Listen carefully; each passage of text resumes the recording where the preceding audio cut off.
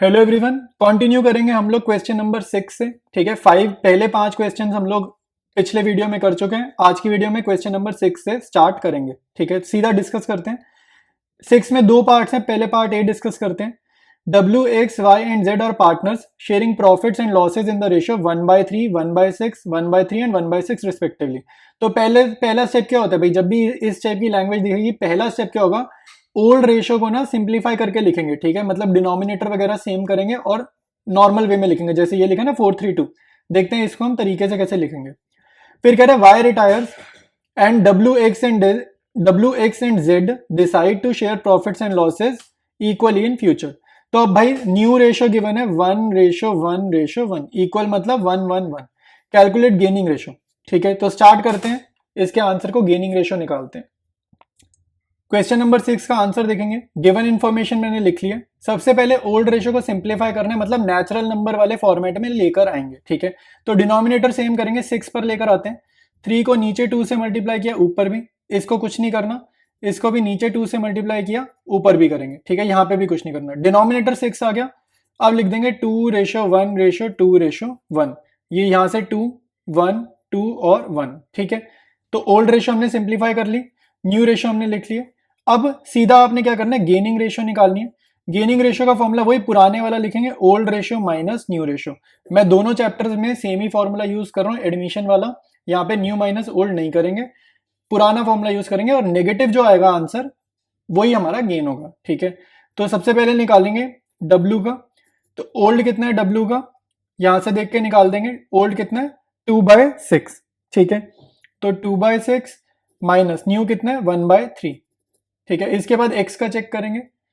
ठीक है, इसके बाद x का गेनिंग रेशियो निकालते हैं। ठीक है, गेनिंग शेयर क्या आ रहा है? Old 1/6, new 1/3। न्यू तो सबका ही सेम आना है, 1/3 है ना। फिर उसके बाद हम निकालेंगे z का। y तो रिटायर कर गया। ओल्ड कितना है इसका? 1/6। ऊपर यहाँ पे दिख रहा होगा ओल्ड कितना है? 1/6। z का माइनस न्यू सभी का सेम है, इक्वल है, यानी कि 1/3। तो ये तो देखो भाई w का तो 0 आ रहा है ना, ये 1/3 है। तो 1/3 माइनस 1/3 0, मतलब 0 मतलब नीदर गेन नॉर सेक्रीफाइस, ना गेन करा है ना सेक्रीफाइस करा है। x का कितना आ रहा है? 1/6 माइनस 1/3 आ रहा है, नेगेटिव 1/6। नेगेटिव मतलब गेन होता है। ठीक है, z का क्या आ रहा है? 1/6 माइनस 1/3, ये भी नेगेटिव आ रहा है। नेगेटिव मतलब क्या हो गया? गेन हो गया। ठीक है, तो ये हमारे पास गेनिंग रेशियो आ गई, x ratio z। x ratio z कितना आ गया? Negative 1/6 ratio negative 1/6। 6 से 6 कटा, नेगेटिव से नेगेटिव कटा, 1:1। ठीक है, तो गेनिंग रेशियो क्या आ गई? इक्वल आ गई, यानी कि 1:1। स्टार्ट करते हैं पार्ट बी डिस्कस करना। A, B and C are partners sharing profits and losses in the ratio 4:3:2। तो ओल्ड पार्टनर्स की ओल्ड रेशियो दे रखी है। C retires from the business. ठीक है, तो सी रिटायर कर रहा है, मतलब कि ये थर्ड पार्टनर, ये बंदा रिटायर कर रहा है। A takes 4/9 of C's share and balance is taken by B. तो ये बहुत इंपॉर्टेंट लैंग्वेज है, ये वाली लाइन का मीनिंग समझो जरा। ए ने कितना लिया? 4/9 of C's share, balance is taken by B. तो बैलेंस कितने भाई? पहले तो ये समझ में आना चाहिए बैलेंस कितने। तो याद रखना, यहाँ पे जब भी इस टाइप की लैंग्वेज होगी ना, 4/9 of balance is taken by B, ये लैंग्वेज जब भी आएगी, तो 4/9 अगर ए ने लिया है ना, तो यहाँ पे आप कैसे निकालोगे? 1 में से माइनस कर देना 4/9, आंसर आएगा 5/9। ठीक है, तो यानी कि 5/9 of C, 5/9 of C is taken by B. ठीक है, 5/9 of C is taken by B. Calculate the new profit sharing ratio and gaining ratio. तो ये लैंग्वेज को आपको इस वे में डिकोड करना है। और अब स्टार्ट करेंगे हम लोग पार्ट बी का आंसर।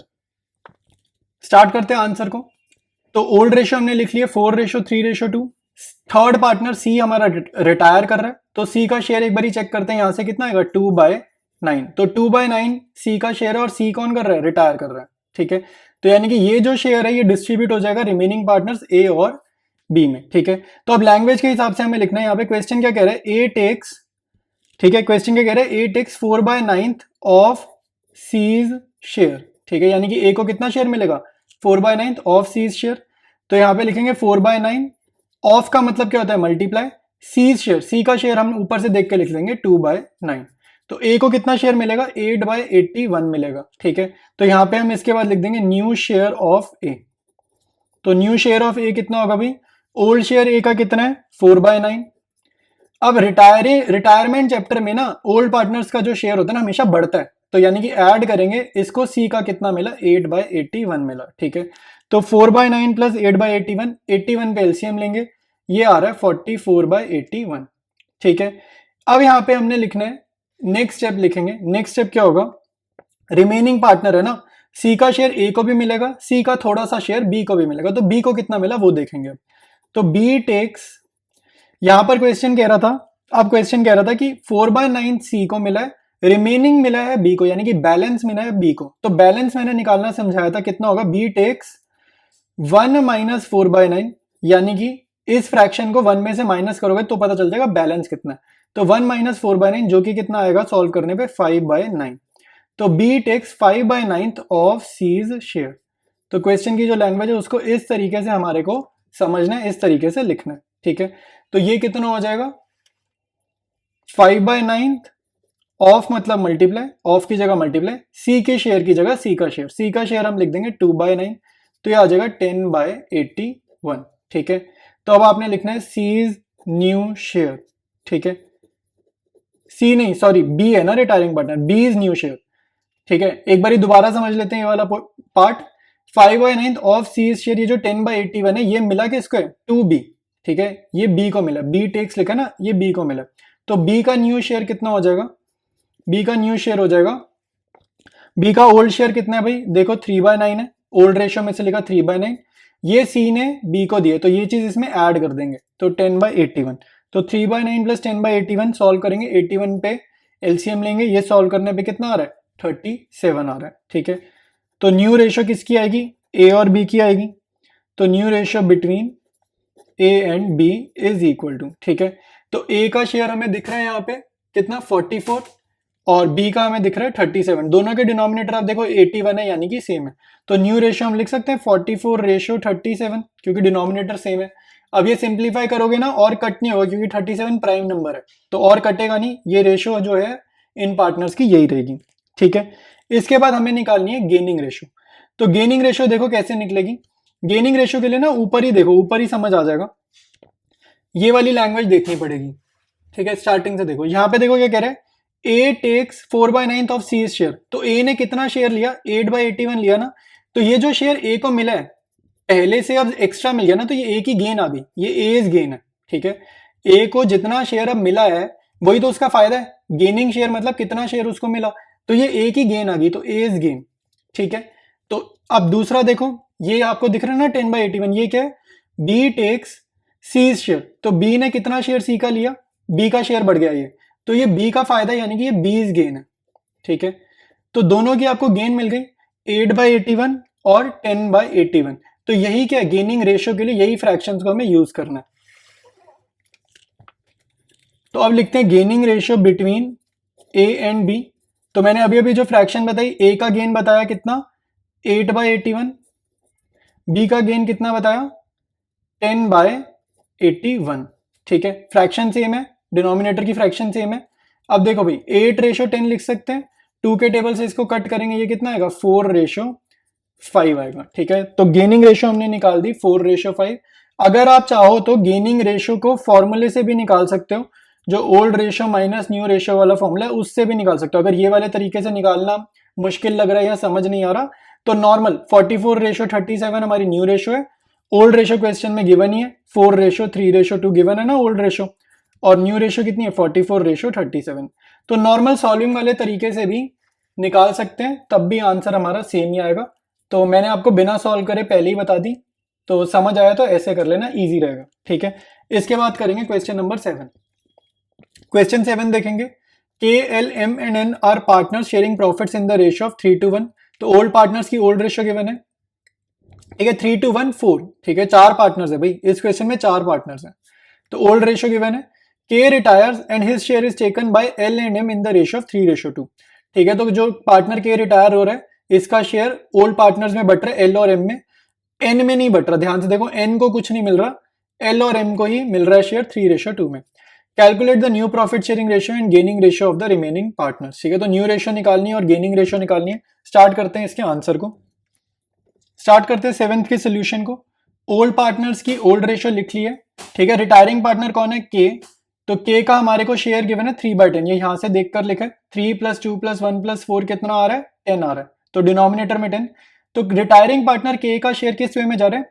इसके शेयर को 3:2 में डिस्ट्रीब्यूट करोगे और ऐड कर देंगे एल और एम के ओल्ड शेयर में, ठीक है। तो ये मीनिंग है क्वेश्चन में जो लैंग्वेज गिवन है उसकी, ठीक है। तो सीधा हम निकालना स्टार्ट करते हैं न्यू शेयर। तो यहाँ पे न्यू शेयर निकालेंगे।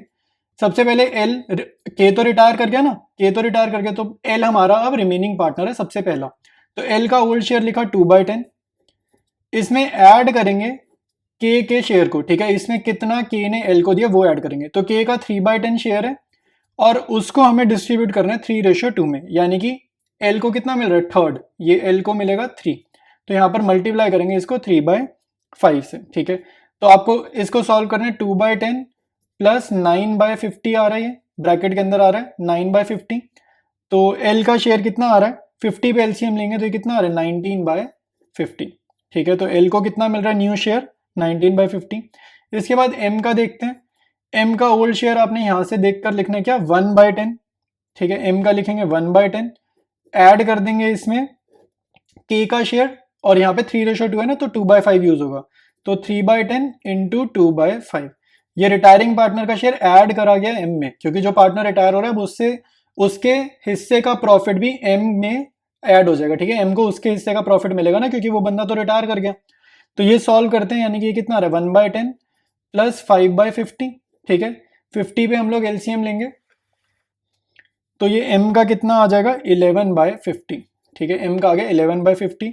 और ध्यान से देखो भाई, n का शेयर कितना है? n का शेयर ओल्ड रेशियो से अगर आप चेक करोगे तो ये आएगा 4/10।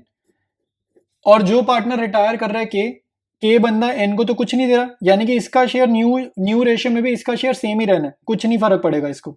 तो इसका जस्ट डिनोमिनेटर हम क्या कर रहे हैं? 50 बना रहे हैं, तो 5 से ऊपर नीचे मल्टीप्लाई कर देते हैं, तो आ जाएगा 20/50, ठीक है। ये हमने जस्ट इसलिए किया ताकि न्यू रेशियो लिखने में हमारे को थोड़ी आसानी हो। इसके बाद न्यू रेशियो लिखेंगे। न्यू रेशियो हम लिखते हैं L ratio M ratio N. तो एल की क्या है? 19/50, एम की क्या है? 11/50, और एन की क्या है? 20/50, ठीक है। तो डिनोमिनेटर सेम है, तो न्यू रेशियो हमारे पास आ गई ना, 19:11:20। डिनोमिनेटर सेम है तो 50-50 क्या हो जाएगा? कैंसिल हो जाएगा। तो न्यू रेशियो आ गई 19:11:20, ठीक है। इसके बाद हमें निकालनी है गेनिंग रेशियो। गेनिंग रेशियो ना यहीं पे जहां सॉल्व किया ना, यहीं पर जरा समझते हैं। देखो, गेनिंग रेशियो का मतलब क्या होता है कि किस पार्टनर ने गेन करा है, ठीक है, किस पार्टनर को फायदा हुआ है। गेन मतलब किस पार्टनर को फायदा हुआ है। तो यहां पर देखो, जो हमारा पार्टनर एल है, इसको कितना फायदा हुआ है? इसको के का शेयर मिला है ना, के का शेयर मिला है इसको। ऊपर देखो और ध्यान से देखते हैं। देखो, रिटायरिंग पार्टनर का जो शेयर है 3/10, उसको हमने डिस्ट्रीब्यूट करा 3:2 में, ठीक है। तो वो मिला एल को और वो मिला एम को। तो यही गेन है कि इनको कितना फायदा हुआ है। तो एल को कितना फायदा हुआ है? ये जो दिख रहा है ना ब्रैकेट के अंदर 3/10 इंटू 3/5, तो ये कितना आ रहा है?